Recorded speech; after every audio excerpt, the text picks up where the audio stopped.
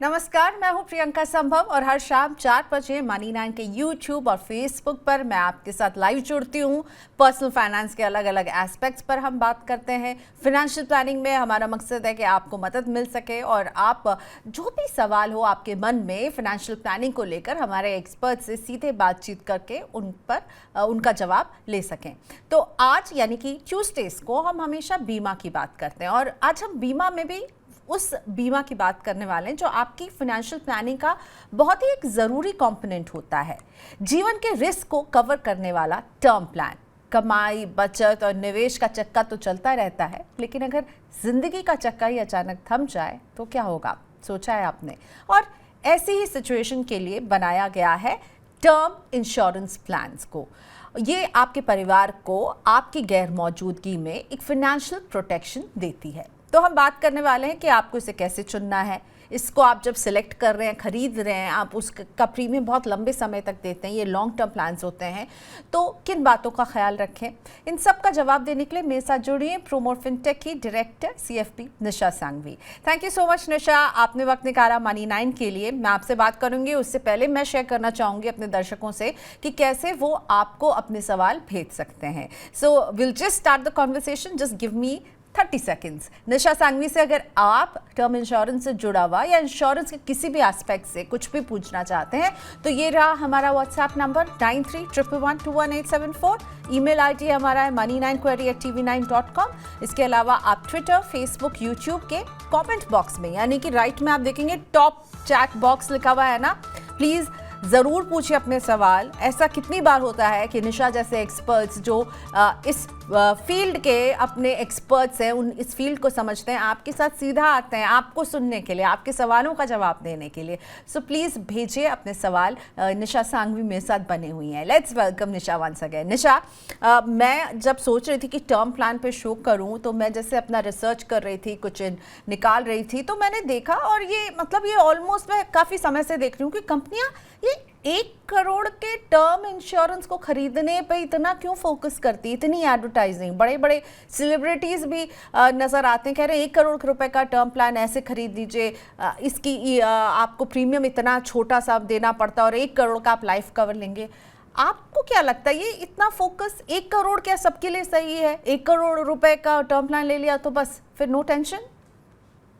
Thank you Priyanka, always a pleasure doing a show with you. जब भी हम ये बात कर रहे हैं इंश्योरेंस की कि टर्म प्लान हमारे पास होना चाहिए, बिल्कुल होना चाहिए। कितना होना चाहिए, जनरली उसके थंब रूल्स थोड़े से बनाए गए हैं। लेकिन पहले मैं आपके सवाल का जवाब दूंगी कि ये कंपनीज आजकल क्यों आपको टर्म प्लान दे रही है सिर्फ 1 करोड़ का। एक मेंटल नंबर है कि जब भी हम मेंटल मैथमेटिक्स की बात करते हैं कि 1 करोड़, वो 1 करोड़ मिलने के लिए आपको कितना प्रीमियम देना पड़ेगा। तो बहुत सारी इंश्योरेंस कंपनी उसको पर डे पे भी डिफाइन कर देते हैं कि 17 रुपए प्रतिदिन आप भरिए और आपको 1 करोड़ का इंश्योरेंस मिलेगा। तो इसमें चैलेंज क्या है?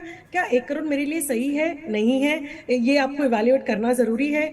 ये 17 रुपए जो कह रहे हैं कि 1 करोड़ का कवर मिलेगा, तो इसमें आपको आप कौन सी उम्र पे हो, हर उम्र पे सेम प्रीमियम नहीं होता है। आप किस उम्र पे शुरू करते हो वहां से उस उम्र का प्रीमियम लगता है। इसलिए insurance company mental mathematics use कर रही है आपको परस्यू करने के लिए कि टर्म प्लान 1 करोड़ का तो ले ही लीजिए। Okay, is it something like कि जब हम वो कपड़ों की कीमत हम देखते हैं ना 1699, तो हम ये नहीं सोचते कि वो 1700 का, हम सोचते हैं कि ये 1699 का है। ओके, सो वो एक सेल्स गिमिक ही है, मार्केटिंग। यस।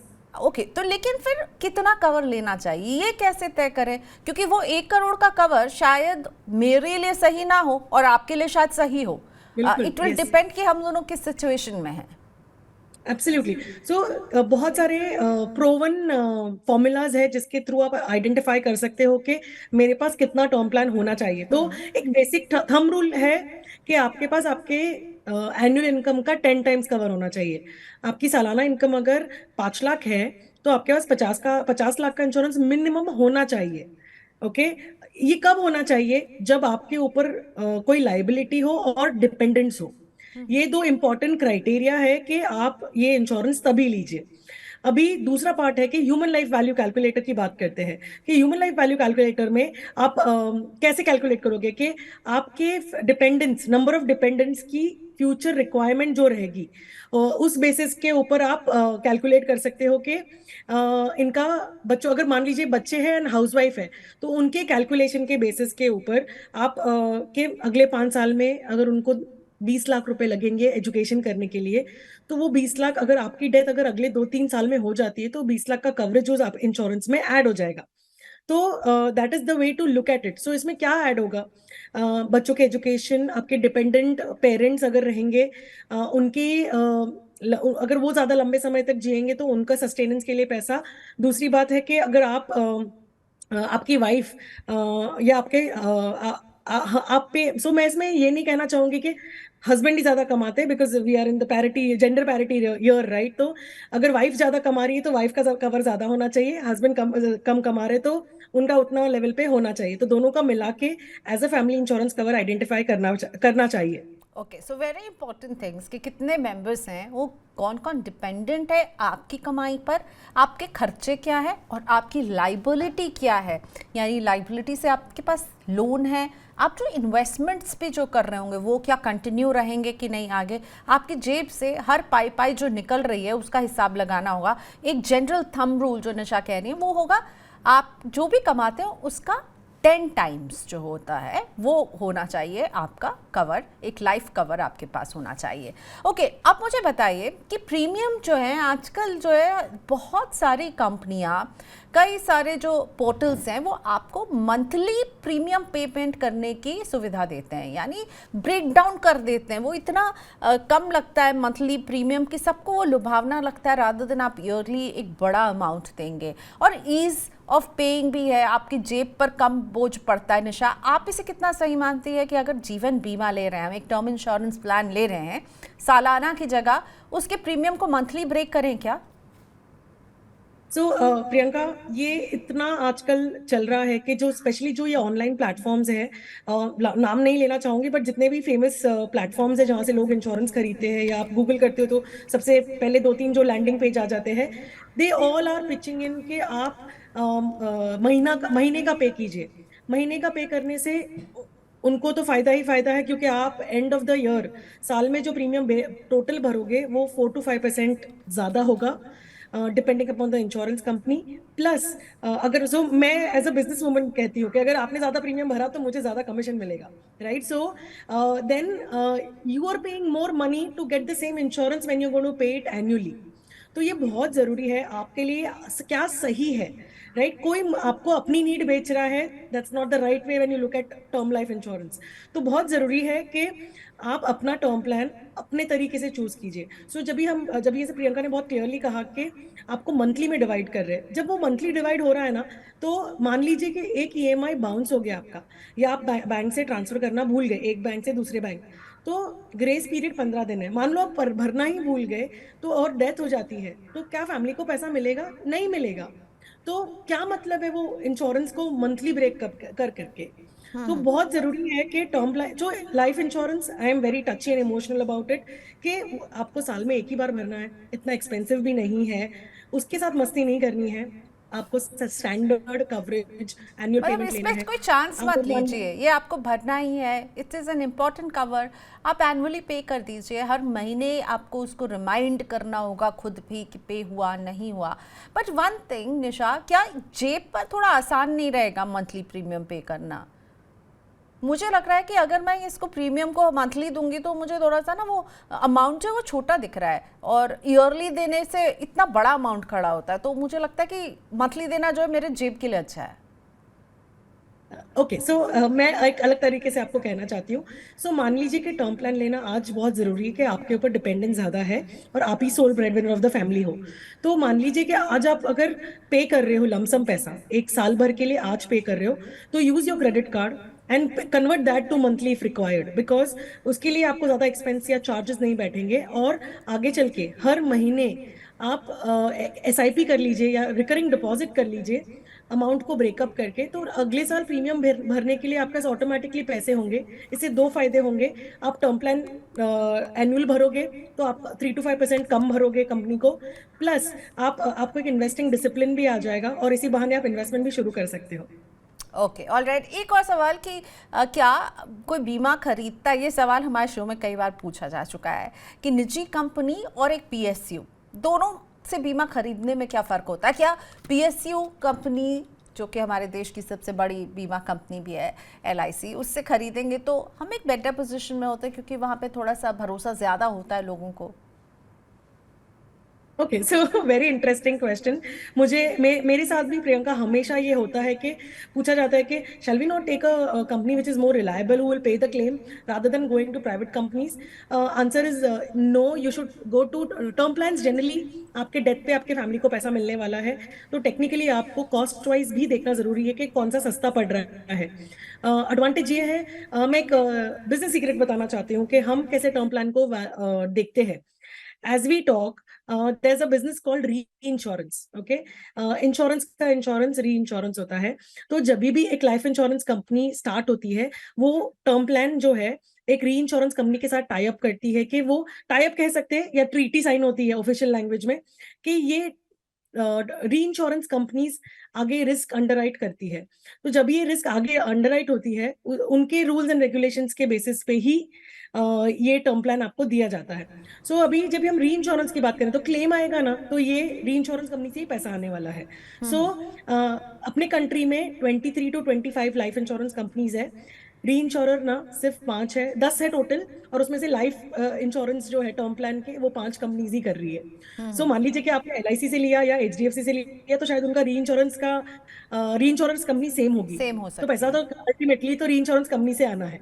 ओके, सो इसको लेकर के ज़्यादा नहीं घबराना चाहिए कि इस कंपनी का लूँ या उस कंपनी का। जो आपको सूट कर रही हो, आपके रिक्वायरमेंट्स को मीट कर रही हो, वो प्लान लीजिए और आगे बढ़िए। चलिए, लेकिन ज़रूर ले लीजिए। एक टर्म प्लान एक बेसिक प्रोडक्ट है जो बहुत ज़रूरी होता है। निशा, अब मैं कुछ अपने दर्शकों के सवाल लाती हूँ। मोनिका सिंह हमारे साथ फ़ोन लाइन पर हैदराबाद से जुड़ रही हैं। Hello Monika, welcome to money 9। क्या जानना चाहती हैं आप? Hi ma'am. मेरा सवाल ये था कि मैंने ना अभी हाल में एक IT कंपनी में जॉब शुरू की है, तो मैं जानना चाह रही थी कि अभी क्या मुझे टर्म इंश्योरेंस खरीद लेना चाहिए या रुकना चाहिए? Okay, very good question. She is just 23 year old। और क्या सलाह देंगे आप मोनिका को? पहली जॉब है, अभी खरीदें, रुकें? सो इसमें दो चीजें हैं प्रियंका। मोनिका जी, अगर आप सिर्फ 23 के हो, तो आपके लिए लाइफ इंश्योरेंस कंपनी बहुत इजीली आपको कवरेज दे देगी। आप फिट एंड फाइन हो, आपको कोई बीमारी नहीं है, और आप यंग भी हो, तो ये सारे पैरामीटर्स आपके फेवर में है। अगर बहुत ज्यादा रिस्पॉन्सिबिलिटी नहीं है फैमिली की, फिर भी अगर आप कॉस्ट इफेक्टिव करना चाहते हैं, तो बिल्कुल टर्म कवर लेके रख लीजिए, क्योंकि अगले 20-25 साल तक आप यही कवर कंटिन्यू करेंगे। ओके, एक वेरी इंपॉर्टेंट नोट जो हमें बिल्कुल सारे अपने दर्शकों को बताना है कि टर्म लाइफ इंश्योरेंस लेते वक्त आपको कितने समय तक लेना है।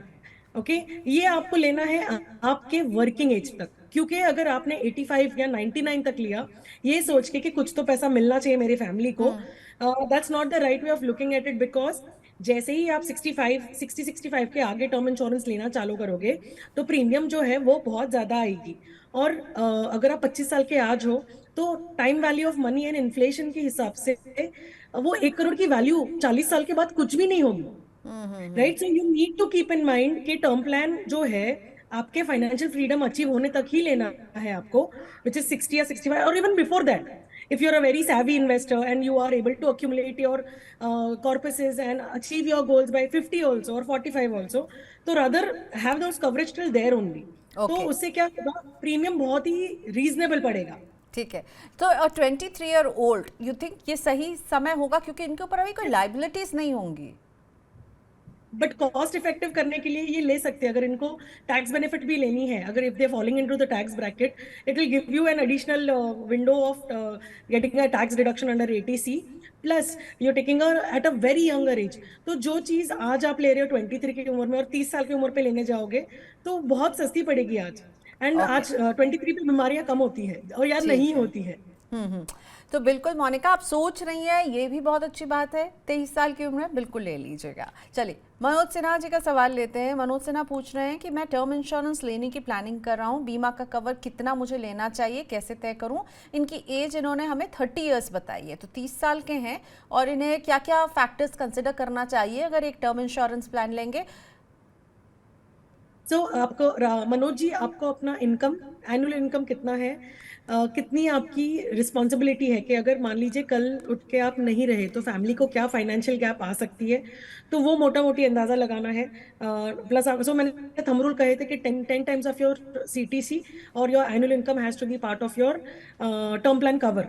ठीक है। और अगर मान लीजिए कि उसके अलावा अगर आप कुछ ये करना चाहते हैं, कैलकुलेट करके करना चाहते हैं, तो आपकी एलिजिबिलिटी इंश्योरेंस कंपनी में क्या है, बिट अप टू एज 45 आपको 20 टाइम्स आपको कवरेज मिल जाती है आपके इनकम की। सो मान लीजिए कि 10 लाख आपकी इनकम है सालाना, तो आपकी कवरेज जो एलिजिबिलिटी है इंश्योरेंस कंपनी के साथ वो 20 टाइम्स है। So 10 lakh into 20 which is 2 crore. So 2 crore आपकी एलिजिबिलिटी है, लेकिन आपकी रिक्वायरमेंट कितनी है वो चेक कीजिए, कितना आप पे कर पाओगे वो जरूरी है, और कंटिन्यू कर पाओगे। Okay fine. चलिए अब अगला सवाल सुनील कंठपाल जी का है। 10 साल पहले 50 लाख रुपए का इन्होंने टर्म बीमा कवर खरीदा था। अब इनकी जो इनकम है वो बढ़ चुकी है, दुगनी हो चुकी है, तो अब क्या इन्हें कवर बढ़ाना चाहिए? वेरी इंपॉर्टेंट क्वेश्चन, क्योंकि हम अगर जैसे कि अभी हम एक 23 ईयर ओल्ड को सलाह दे रहे थे कि आप बीमा खरीदिए, बहुत जल्दी खरीदिए। और निशा, ये मुझे भी लग रहा है जैसे सुनील जी का सवाल है कि भाई आपने 23 में खरीद लिया, आप मान लीजिए आपने आगे जा करके आपने लोन लिया, आपकी रिस्पॉन्सिबिलिटीज़ बढ़ेंगी, आपकी इनकम बढ़ेंगी, क्योंकि आप कह रहे हैं आप अपनी कमाई का 10 गुना लेंगे, राइट? तो अब जो भी खरीदेगा धीरे धीरे, जैसे कि सुनील हमें बता रहे हैं, अब दुगनी हो गई है। उन्होंने जब खरीदा था तब 50 लाख वो सफिशिएंट, अब इनकी इनकम बढ़ गई है, तो क्या करना चाहिए ऐसी स्थिति में? तो सुनील जी, अगेन अगर आप 50 साल के हो, रिटायरमेंट एज मान लीजिए कि अज्यूमिंग आप सैलराइड हो, ये और 40 साल के हैं निशा, इन्होंने हमें बताया है 40 साल के हैं। सॉरी या सो या 40 इयर्स की हो, और आपकी फैमिली हिस्ट्री क्या है, like on the health side, plus आपके फैमिली पे कौन, आपके ऊपर कौन कौन डिपेंडेंट है, ये देखना जरूरी है।